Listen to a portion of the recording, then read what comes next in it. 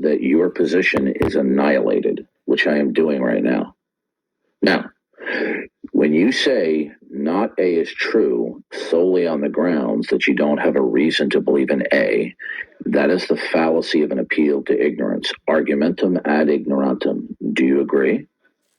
No.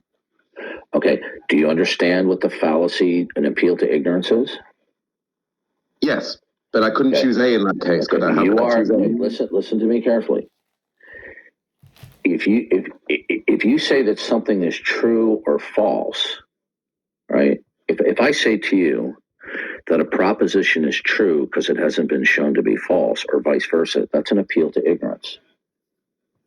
Okay? You are committing an appeal to ignorance. Are we clear? No. Okay. Do you believe in the not God world solely on the grounds that you don't have a reason to believe in the God world? I have A and not A is more plausible to me. Okay, listen to me. You're not answering my question directly. I don't understand why I would choose A. Okay, listen to me carefully. I'm going to make this very simple for you. Okay. Do you believe in the not God world is true solely on the grounds that the God world is unconvincing? Yes. Okay, that is an appeal to ignorance fallacy. Okay. Right? The appeal to ignorance fallacy is that a proposition is deemed and accepted to be true solely on the grounds that the negation of the proposition is unconvincing. Okay. Okay, so your putative rationale for the not God world is an appeal to ignorance. It's a fallacy. Okay, so far, you don't have any rational grounds to support the not God world, do you? Other than my non-convincement? You're not understanding. Being not convinced is not rational grounds. I think it is. Okay, one more time. The appeal to ignorance is that a proposition is accepted to be true solely on the grounds that the negation of the proposition is unconvincing. That's called an appeal to ignorance.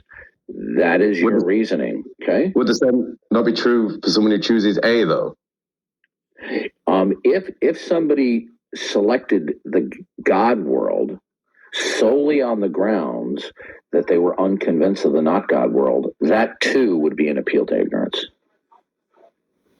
Okay. So do you understand that when you affirm there is no God by virtue of the fact that you are unconvinced of the God world, this is an appeal to ignorance. It's not rational grounds to support the notion there is no God. Well, then may I ask what the rationale for A would be? I'll be glad to get to that. Do you now admit that your atheism is without rational support whatsoever? Not until I can see what the difference is between A and not A. Sir, either you're going to concede or you will choose not to concede. Does your not God worldview, do you have rational grounds that it is true? I believe so. What is it?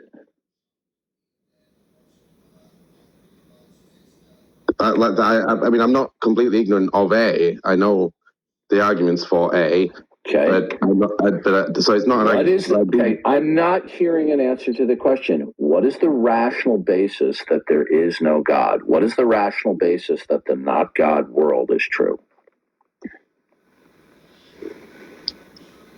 Well, again, I'd just be repeating myself. But you see, what you have stated before, I have systematically shown are not rational grounds. Okay, you stated that the not God world is true because you're not convinced of the God world. That is an appeal to ignorance. Okay, are we clear? I'm not sure that follows. Okay, now, A and not A. If I select that A is true solely on the grounds that I'm unconvinced of not A, that's an appeal to ignorance. If I select not A is true solely on the grounds because I'm unconvinced of A, that too is an appeal to ignorance. Do you agree? I think so. I think so. Okay, so the not God world could be represented as not A. Not A is true solely on the grounds that you're unconvinced of A, which would be the God world. So I've explained to you now for the multiple times, okay, that that's an appeal to ignorance. Okay? But I don't believe in hamsters with wings. But okay, the reason why we don't believe in hamsters with wings, and we don't believe in vampires, and we don't believe with T-Rexes running around in South America, and the reason why we don't believe in the Easter Bunny and Santa Claus and the flying spaghetti monster is because were these things to be true, we would have an expectation that there would certain things be evident, and in the absence of that, we can conclude that they do not exist. We would be applying the principle, the absence of evidence is evidence of absence in certain cases. But you haven't deployed that type of reasoning. I wouldn't recommend that you go there because I am well prepared for that. Okay? So when you say hamsters with wings, wait a minute. If there were hamsters with wings, you mean like bird wings? Then what we would expect to see is that there would be at least some sightings of them for which we don't. And in absence of such observational support or evidence, we conclude that they don't exist. Okay? Well, sounds like an argument for ignorance. No, it's an argument from the absence of evidence is evidence of absence. But would that not be the same as A, hamsters with wings? No, B, no hamsters with wings. No, because we have an expectation that were something to exist, if something X were to exist, and it's reasonable to expect that there would be certain manifestations of that somebody would have already seen, and in the absence of seeing it, we can reasonably and rationally conclude it doesn't exist. It's called the absence of evidence is evidence of absence in some cases. Okay, then yeah, that's kind of how I feel about the God proposition. Oh, okay, good. So what is the evidence that you would necessarily expect to see, okay, if God did exist, that you don't see? Well, I'd expect if there was. I warned you ahead of time. I'm well prepared for this. That's okay. What is the evidence that you would necessarily expect to see if a supreme being creator existed that you don't see? Direct contact with me. That doesn't necessarily follow. It doesn't follow that if there's a creator that he would have direct communications with you. That's a non sequitur. And it doesn't follow that. Listen to me. Look. Listen to me. Suppose I said to you, if a God existed, what I would expect to see is a bag of money dropped at my doorstep at 4:30 p.m. this afternoon, and in the absence of it, that bag of money right there. Well, that's not what we would necessarily expect to see, or I would. It's what I would preferentially want or desire. There's a difference between what we would necessarily see versus what we would prefer to see. Okay? Now, if a creator God existed, your position is that he would necessarily directly communicate to you. Why would that necessarily follow? It would be if a God wanted a relationship with his creations. But you see, we're talking now. What you're now doing is you're adding on properties that we haven't even agreed to yet. We have started off with a basic definition of God as the supreme being and creator. You're now moving on to a local version of God that has extended properties. What we're talking about here is a definition of God that a working definition that we can both agree on that will be universal without going into a local conception. Okay? So we're taking a definition of God that is, it is universal. Okay? Okay. Yeah. Now, so in that case, I would expect a better designed world. Okay, why? But you see, why would you necessarily expect that? I suppose, well, yeah, we haven't given any omnis God yet, have we? Yeah. This is a theological rationale. It doesn't work. Many evolutionists try this, and they think that they're giving a scientific argument when it's actually a theological argument masquerading as a scientific response. The bottom line is this: why would you necessarily see any particular state of affairs if there's a supreme being? Sorry, I'm not sure I follow. Can you say that again? The point, okay. Before we go on, because Jim has been very patient and I want to get to him. Your position that the absence of evidence is evidence of absence has not been instantiated. You haven't made a case for it. The only thing that you have said is a non sequitur. Are we clear? I'm not sure. I don't think so. It's not a nice chat. You stated that if a God existed, then necessarily he would directly communicate to you. How do you support that notion? No, you were absolutely right. I was bringing in theology into that. You're right. From your definition, there was nothing in there. Okay, so you don't have any rational basis that there's no God. Other than my disbelief, it's like you say, it's an A or not A, and I'm more convinced by not A. So you are adopting the not God world arbitrarily, then, aren't you? No, because if it's a 50-50 choice, sir, you're adopting it arbitrarily. Because if you weren't adopting it arbitrarily, you would give me a rational basis why you have selected the proposition of the not God world. Have you given me a rational basis for that? I've given you my rationality for it. No, you haven't. So far, everything you've said has shown not to have rational grounds. I don't think I could give a rational, like a universal, because it's. So you don't have rational grounds for your assertion there is no God, do you? Yes, I do. Yes. What is it? That I've looked into the proposition. I find it unconvincing. Okay, that's an appeal to ignorance. Don't you recall us going over that? Yes, I do, but I was still unconvinced by the. Okay, Mark, that's an appeal to ignorance. Okay, do I need to go through to you again about the appeal to ignorance fallacy? No, of course not. I think that's an appeal. Is that an appeal to ignorance, Mark? I don't think it is. Mark. Okay, Mark, is the not God world true solely on the grounds that the God world you don't have a reason for? Well, that would follow, yeah. Okay, that's an appeal to ignorance, Mark. Okay, I'll stick by that then. It's an appeal to ignorance, but I still don't believe it. Then it's a fallacy, Mark. So therefore, if it's a fallacy, then the stipulation of it is not rational grounds. Still don't believe it. Okay, that's not the issue. We understand what your belief state is. The question is, what is the rational grounds for that belief state? And you don't have one, do you? By your lights, apparently not, but that's okay. No, sir, do you have rational grounds that there is no God? Well, I'm not sure there's rational grounds on either side, and you won't tell me what the rational grounds. Okay, so have you just admitted that your not Godism is not rational?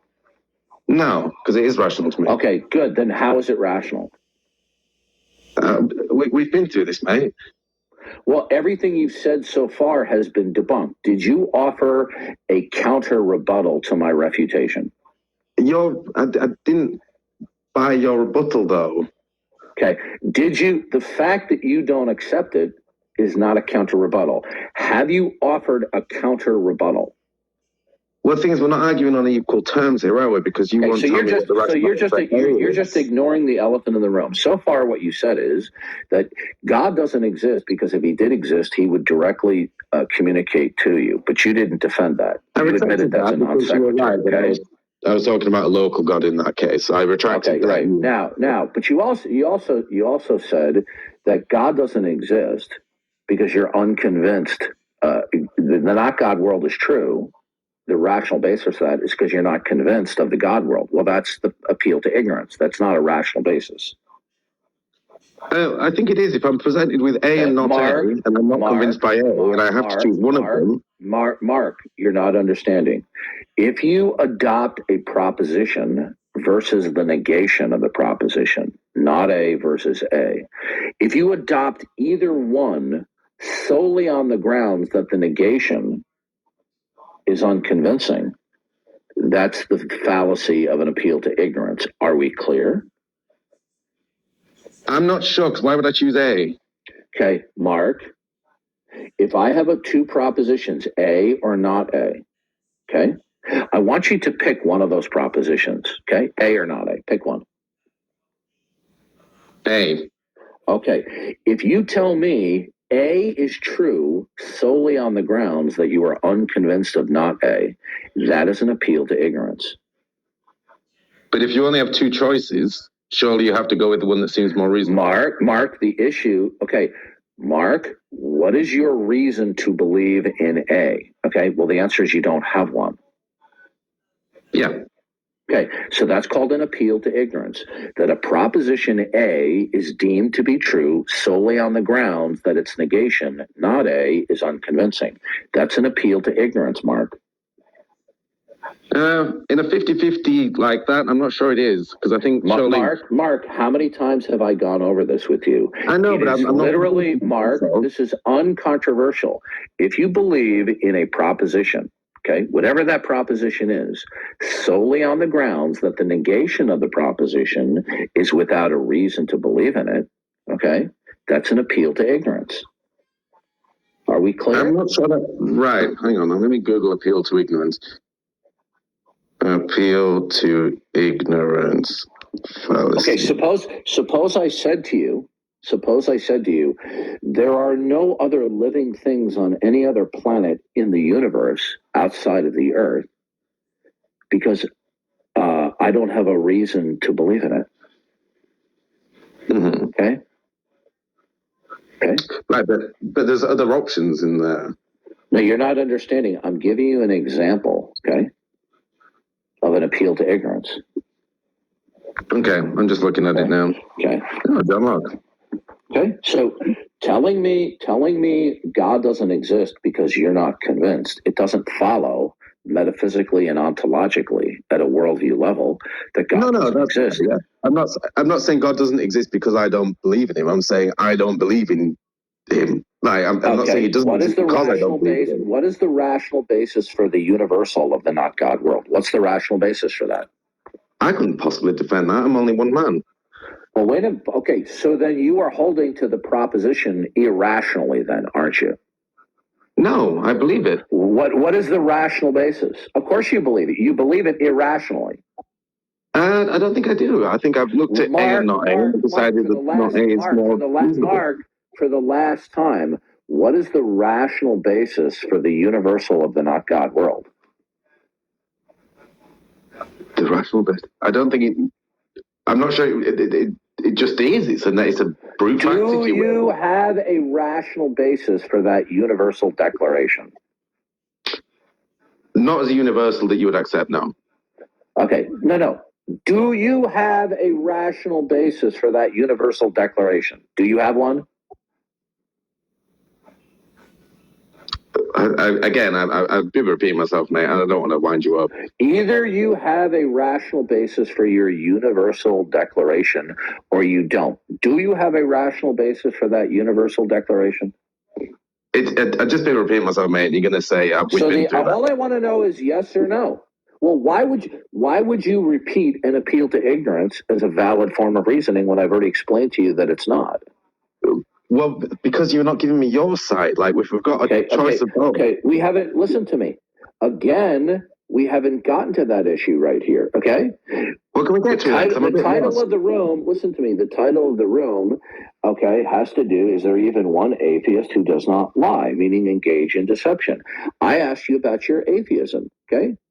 We haven't resolved the issue yet about your atheism yet, okay? Now,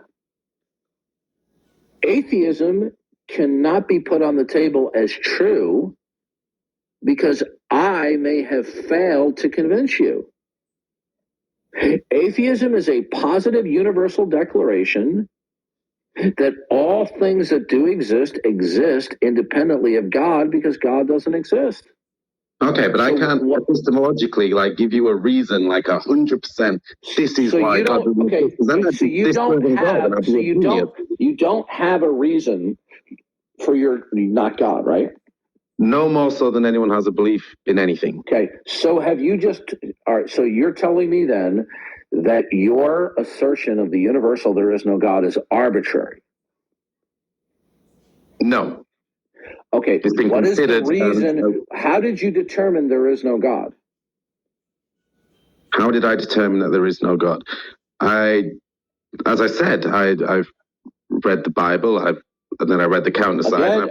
Again, you are going into local atheism now, okay? What we're talking about is whether or not from atheism, which is universal. Atheism is there are no gods. Yeah. Okay. I don't believe in any gods. No. Okay. What is the rational basis that there is no God? Well, again, it sounds like you're trying to ask me to disprove God, and okay, so you don't have one then. Then if you don't have a rational basis to support your universal declaration, then your atheism is arbitrary and it is irrational. Are we clear? No, it's an informed guess. Okay. Informed based upon what?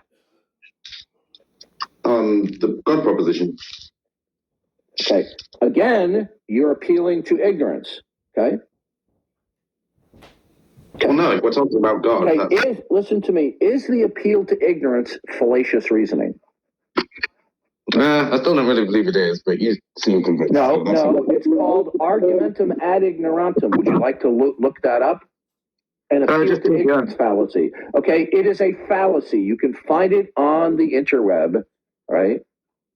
Among a list of many other formal info. Why are you ever talking to me? Okay. Oh, sorry, I was just reading the appeal to ignorance is a fallacy. This is not debatable.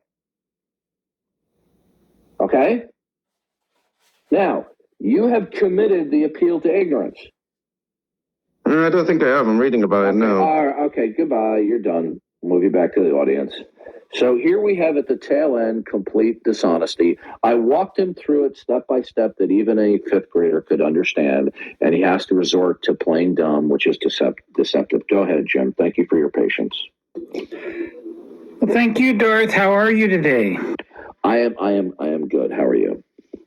I'm very well, thank you. You and I have spoken probably somewhere between 5 and 10 times in the past, and every single time you've been upset with my arguments, so I apologize for No, I disagree with you. I'm not upset with your arguments. I'm upset with your conduct. But that's all water under the bridge, okay? As far as I'm concerned, as long as you want to conduct yourself appropriately, I don't really have a concern of what happened in the past then, okay? All right, so I have a question for you. How do you define the difference between theism and atheism? Theism is the proposition that there is a God, a creator, or gods. Atheism is the proposition that there are no gods. I would agree with that wholeheartedly. So my follow-up question would be, how do you discern the difference between theism or atheism and, as I believe you might have set the primary tag of this room, agnosticism, with the understanding that I personally am an agnostic, and I believe that everybody, including yourself and anybody who argues for the atheist position, is fundamentally agnostic. Well, that is an impossible label to apply to me because agnosticism is a claim to suspend judgment about the existence and non-existence of God. I do not suspend judgment. I affirm that God exists. Now, whether or not you or anybody else finds my rationale for my affirmation is besides the point, okay? So I cannot be an agnostic because I am affirming the existence of God. All right, well, let's say for the sake of argument that you convince me of your argument for atheism, and I take my stance away from agnosticism and towards theism and agree with you, and then we go out and we set ourselves upon the world, we start knocking on doors, and we try to convince people to join us in this belief. But we come across somebody who's living in an apartment, and they answer the door and they say, well, I don't have any reason to believe that God exists. I don't have any reason to believe that God doesn't. So what are the arguments against agnosticism? Okay, agnosticism is a fallacious claim to suspend judgment about God. The only merit it has is in its own declaration. But beneath the surface, what we find is that when one claims not to have an actual disposition toward the existence of God, that claim is falsified by virtue of the fact that everyone has a disposition about the nature of facts. And that their disposition about the nature of facts will indicate what their disposition is toward God, who is defined as the ultimate precondition of facts or not. Okay, so if somebody says, well, I suspend judgment about God, I neither affirm nor deny God. Well, the affirmation, or the denial of God can be both direct or indirect. It can be explicit or implicit. So if I ask somebody, when you invoke facts, do those facts by necessity from your own conscious mind reference the necessity of God when you invoke those facts? The agnostic, if he is truthful, will have to say no. So he is invoking facts as standalone without respect to the necessity of God. That is an indirect denial of God. Why? Because in a God world, God can only logically coexist if and only if all facts that are not God by necessity derive and depend upon him. In a not God world, no facts by necessity would derive and depend upon God or would reference the necessity of God. So the agnostic makes an outward claim not to deny God, but the agnostic denies God implicitly and indirectly by virtue of their disposition toward the independence of facts. Okay, well, first of all, I would like to say that I, surprisingly to myself, agree with you in that your contention that the argument for agnosticism depends on the idea that there are no facts in favor or against the proposition. But let's say that while we are on our mission, while we have been invited into this apartment, the gentleman who professes to be an agnostic says, even the most strident atheists aren't able to prove anything about the supernatural, and even the most pious of all the theists in history have always proclaimed that they have at some point questioned their faith. But at that point, his wife comes into the room and sits down, and she says that she has a different opinion, that she believes in the simulation hypothesis, that she believes that the existence that we live in is a simulation, and that our reality is nothing more than a video game from a 5-dimensional basement dweller teenager that is plugged in a 5-dimensional GameStop cartridge into his 5-dimensional Xbox or whatever, and run a simulation. And that entity, who is as fallible as any of us, is what we would consider to be, by any other name, the supreme being. And then she and her husband get into an argument over this. The husband says, no, you have to use Occam's razor. You cannot build upon these suppositions. If we're in a simulation, we have no idea who's running it, what their goals are, what their biology or physiology or any identity that we might possibly ascribe to them. That's all beyond our understanding. And they start arguing in front of us. And I'm wondering, at that point, do you think it would be more appropriate for us to leave and go on and knock to another door? Or do you think that we should sit there and try to reason with them? Who do you want me to speak to first, the husband or the wife? Well, I'm personally, I'm more of the husband's point of view, but I think the wife has a more interesting point. I would just simply say to the wife that Occam's razor does not apply. Okay, Occam's razor is not determinative. Occam's razor is a heuristic device for preferences. That if we have two explanatory hypotheses that have equal explanatory power, the hypothesis that has fewer assumptions, okay, is to be preferred. But that doesn't mean it's determinatively true.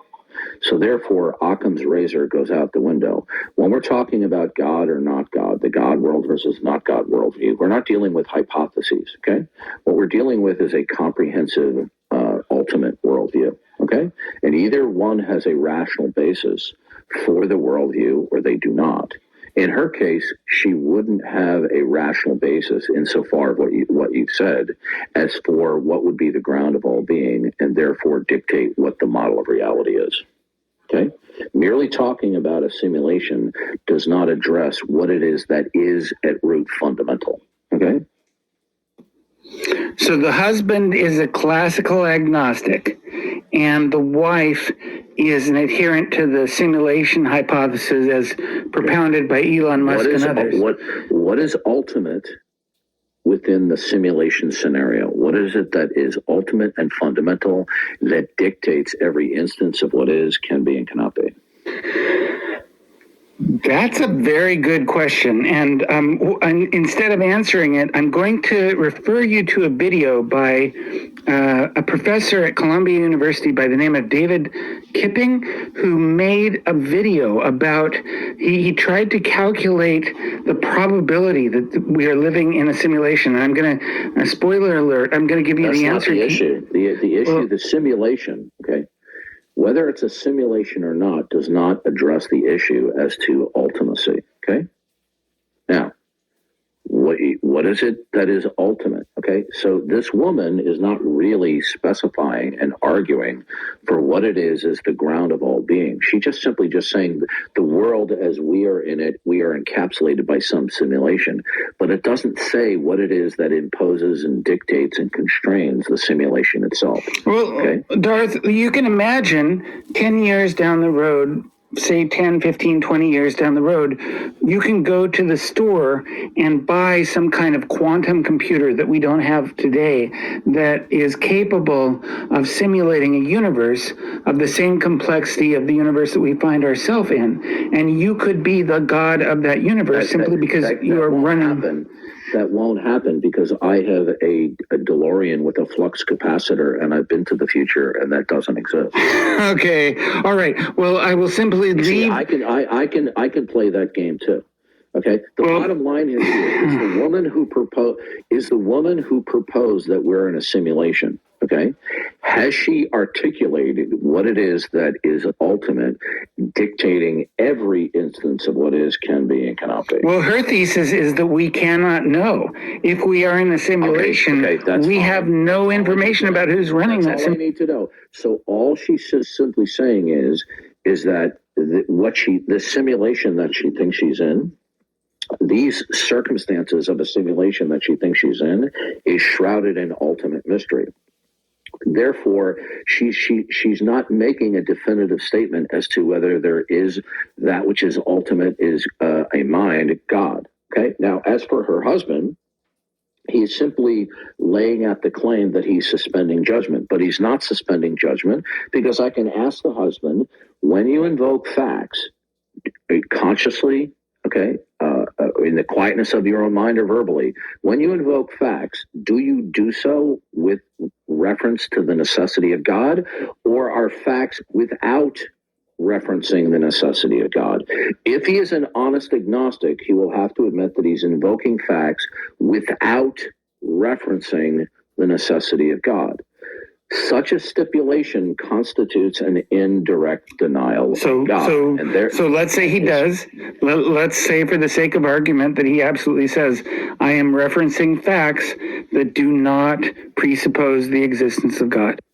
Good. That constitutes an implicit, indirect denial of God, in spite of his public claim not to deny God. Well, of course, he would counter with the argument that he doesn't disagree with the idea of the spaghetti monster or the giant leprechaun or any other. Jim, okay, in a God world, God being the supreme being and the creator, all facts that are not God would be universally derived and depend upon God. Okay, in a not God world, all facts that are not God would universally not derive and depend upon God. So in either worldview, okay, facts either necessarily derive and depend upon God or not. So in spite of the fact that he's claiming he has no disposition toward God, we can uncover what his disposition is in spite of his claim otherwise by finding out what his disposition is about facts. Okay? One's disposition about facts will reveal your disposition about God. So the claim that one is suspending judgment is not a claim that holds up upon examination. I understand what you're saying, and while I don't completely agree with it, I agree with a lot of the underlying notions. And I would like to say that I need to go, and I will leave you with this this video from this Professor Kipping at Columbia that I hope you have a chance to watch later on, maybe. But I would also like to tell you, Darth, that today I have a receipt from my local church, the church that is approximately 3 blocks down the Christian church ministering to the Spanish community in my Mountain View, California neighborhood. I donated $55 to them today. And even though I'm an agnostic myself, I believe that what they do is very important for the health of society, and I have seen the great works that they do, and I'm very proud to say that I have donated to them. And I thank you for the opportunity to talk to you, Darth. I know that sometimes I frustrate you beyond reason, and that is probably my fault, not yours, but thank you again. Well, Jim, it was a delight to talk with you today. We didn't agree on certain things, but we got along fine, and I hope that continues. Me too. So I will send that link to you, that video in your back channel. Skip forward 20 minutes to get to the mathematics, which I think you will probably not appreciate as much as the few minutes that come before and after those mathematics. But it's a 40-minute video, but 20 minutes is the ultimate techie part of that. And I'll also post a link to that same video onto the room chat so that anybody who's listening to us can see that same David Kipping Cool Worlds video out of Columbia. Thanks, Darth. All right, thank you. I'll take a look at that. Okay, Ashley, you had your hand raised. I sent you an invite. Come on up, Ashley.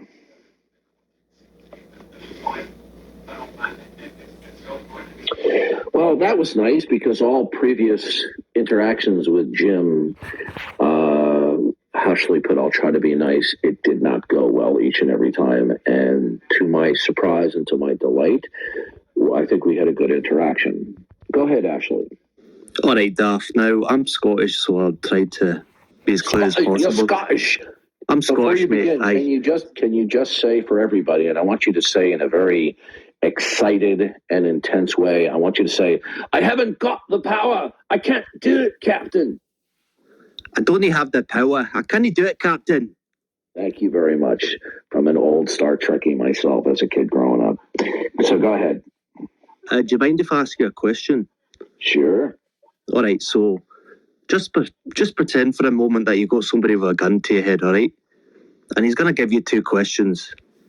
And the first question is going to be, would you lie? And the second question is going to be, would you molest this child? Which one are you going to pick and why? So we're gonna go down this route, okay? Are you being evasive? Are you being evasive to me? Okay, no, okay, listen to me. Please don't be rude, okay? Why are you asking the question? Because it's a hypothetical. Why are you asking the hypothetical? Has something motivated you to ask that question? Yeah, I've seen a video. Okay, now, what video have you seen that motivated you to ask the question? I seen the Tom Rabbit video, and you said that line is worse than child molestering. Okay, and what is my position that you've heard out of my mouth as to what my position is? Let's see if you understand what my position is. I think what you said is that you'd rather molest a child. No, I never said that. I think you did. No, I never said that. Well, it's on video. No. Okay. Well, then whatever video you saw is either edited or manipulated, because I've never made such a statement. Okay? That's patently absurd. Okay? So what is your position? This is why what's your position in my hypothetical? I will tell you what my position is versus lying vis-a-vis pedophilia. Okay? Now, before I do, you have to understand Tom Rabbit is a disreputable individual. He's nefarious, okay? He deliberately creates titles that are clickbait to get views. He likes to stir up strife, okay? He's not a very honest person in my perspective, okay? So I've answered this question to me many times before, but he doesn't care about what my position is. My position about lying vis-a-vis pedophilia has to do with society overall and everyone on this planet. That there is a basic social contract that we human beings have that in civilization, both on a national level and on an international level, that when we communicate to each other on whatever issues, that we will be truthful. Civilization, both on a small and a broad scale, depends upon this very basic social contract. Would you agree with that? Well, I think morality comes from God, so I don't know what you mean. Sir, that's an evasive response. Do you believe that there's a basic unstated social contract between human beings, like the one that you have between, let's say, your brothers or sisters or your roommate or your spouse or your children or the people that you work with or interact with, that there's an expectation on the part of all human beings that we will be truthful? Does civilization require that as a working ingredient? No. Oh, okay. So we civilization would still work effectively is if everybody was committed to lying. Why wouldn't it? Because when the very communications, people are explicitly and implicitly portending that they're being truthful.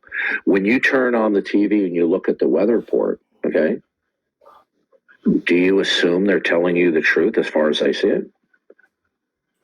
You have an expectation.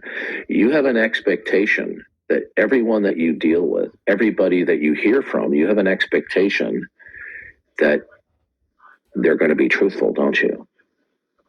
Well, I could just look out the window, no? Okay, all right. So you're not going to answer the question honestly. Have a nice day. Could I not just look out the window? Goodbye. Okay, so here we have is a little sleazy little troll again he watches some stupid Tom Rabbit video, okay, trying to misrepresent my position. My position is this, is that the purposeful rejection of the basic underlying social contract and civilization, that we will be truthful to each other, is vastly worse than instances of people mistreating or misappropriately touching children. When I have said that on a broad scale, they misrepresent my view, saying that instances of lying are worse than instances of molesting children, which is not my point. But then again, it never ceases to amaze me how people misrepresent my position. Okay? Yeah, it's just like the atheists out there. They're just like their father, Satan, the father of lies. And people lie about my position when it comes to lying vis-a-vis pedophilia. Okay? Come on up, Rosie.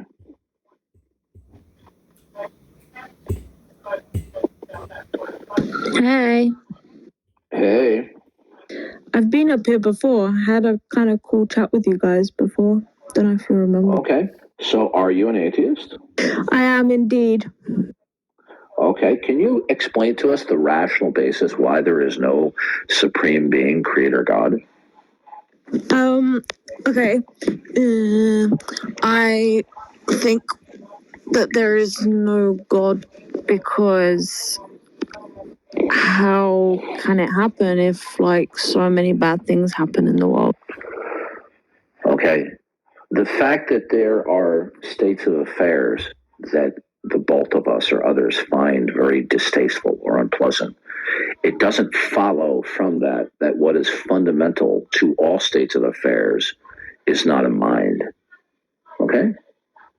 Now, you might think that if that supreme being, creator, has additional properties such as love and benevolence, why in the world would he allow such distasteful situations?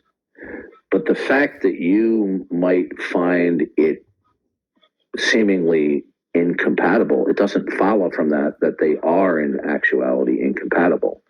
What would be incompatible would be that particular God, and let's say, for example, the Christian God, who I hold to and I defend and I only argue for. Initially, when he created this world, there were not these distasteful situations. Okay. But as a result, because this world right now, including those distasteful situations, is in an abnormal state. This condition that we find ourselves in totality on this planet was not the initial conditions. Okay.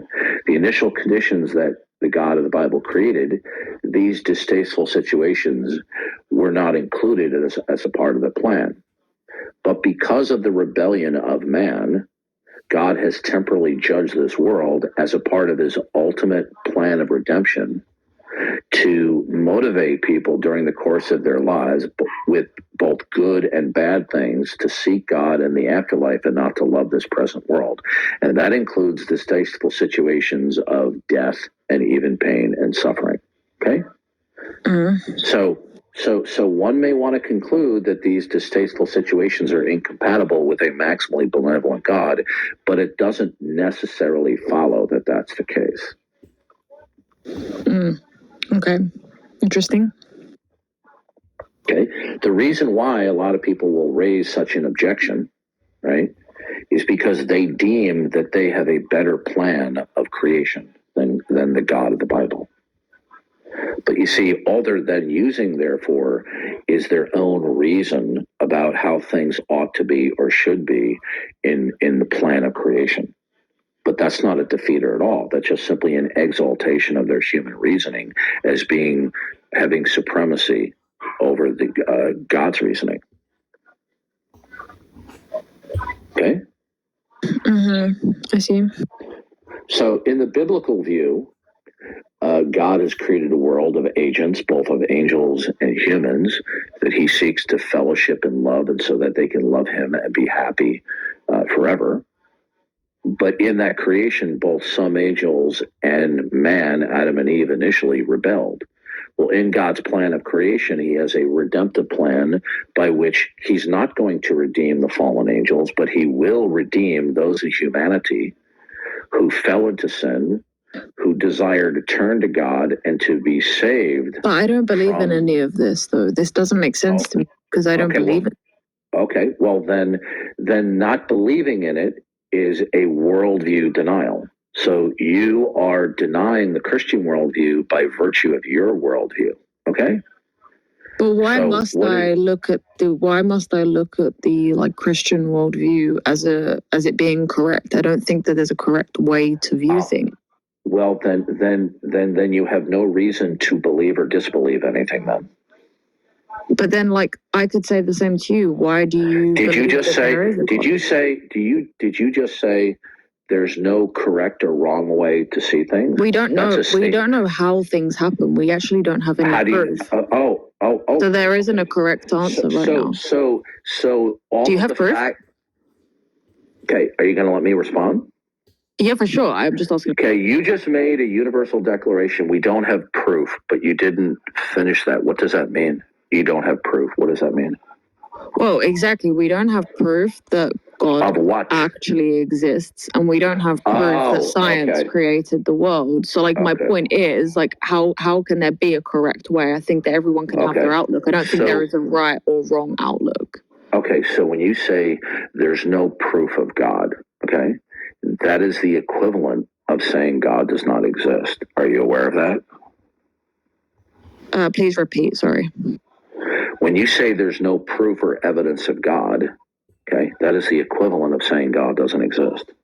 I just don't believe in it. Okay. Do you believe rationally in the not God world? I still don't have any evidence to say that God didn't make anything. Okay. Okay. So is it your position that there is no God, or are you claiming to merely suspend judgment as to the existence and non-existence of God? I'm gonna say that a theory of science is more suitable to what has happened. That's not an answer to my question. The question was, are you claiming to suspend judgment about the existence and non-existence of God? Yes. Okay. Now let's examine if that claim is true. Okay.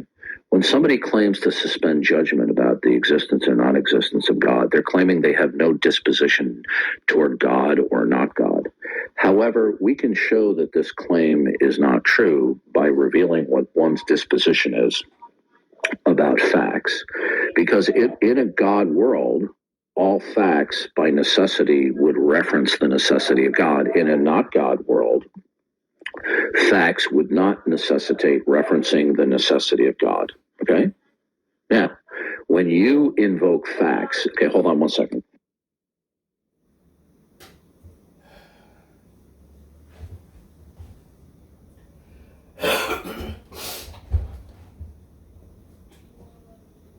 Okay, he's gone. Matt, Theo? He'll be back. Yep. I'm sorry. Did he say he's going to be back, or did he just radically drop out? I actually don't know. Okay. Yeah. So, I heard in the background, but I didn't hear specifically what he said. So, there he's back. See, I told you. Probably just dropped out. All right, I'm back. I was just distracted by one of my family members. Okay. So we can reveal what one's disposition toward God is indirectly by their disposition toward facts. Okay. So facts will either reference the necessity of God, or facts will be invoked without referencing the necessity of God. When you invoke facts, do they reference the necessity of God? Do you consciously do that? No. What? No, I said no. Okay, so you are invoking facts as standalone without respect to the necessity of God. I mean,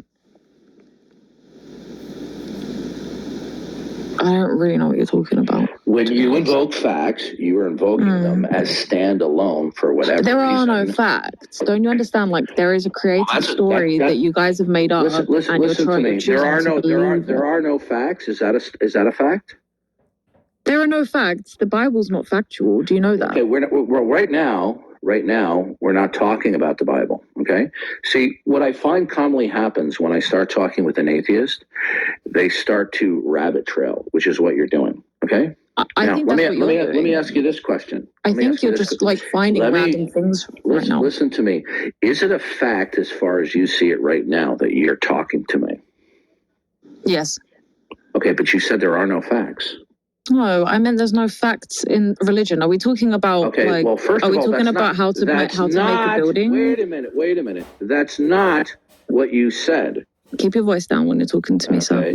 Well, I'm doing that because you are now being dishonest. Now, okay. All right. Now, there's a reason why I have a title of the room the way it is. Okay. Mm-hmm. Now, it's very simple. When you invoke facts, do you consciously reference the necessity of God for those facts? No. So you are consciously invoking those facts without reference to the necessity of God then, right? I don't do anything factual with God. Okay, I'm gonna kick you out of the room really fast if you don't start answering the question honestly. I'm so threatened. Facts, okay, goodbye, sunshine. See, goodbye, sunshine. Typical deceitful atheists. When the questions start to get more clear, okay, and they expose your position, they start to lie and they start to be evasive. Yeah, laugh all you want. Bye bye. Okay.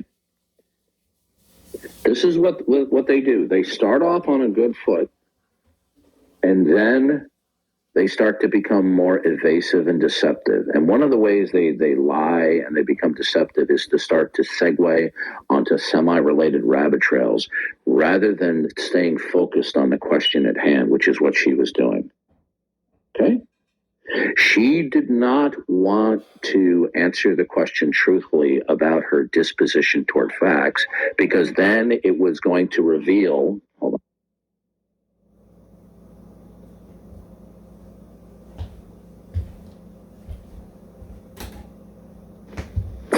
Okay, she didn't want to transparently answer the question about her disposition toward facts because it was going to reveal what her disposition was toward God. Okay? But she wanted to maintain this facade that, well, nobody knows that she's suspending judgment. But she hasn't suspended judgment. She invokes facts purposely, consciously, without referencing the necessity of God. She believes that facts are standalone and don't require or necessitate her referencing the necessity of God until shown otherwise. Well, that's not suspending judgment.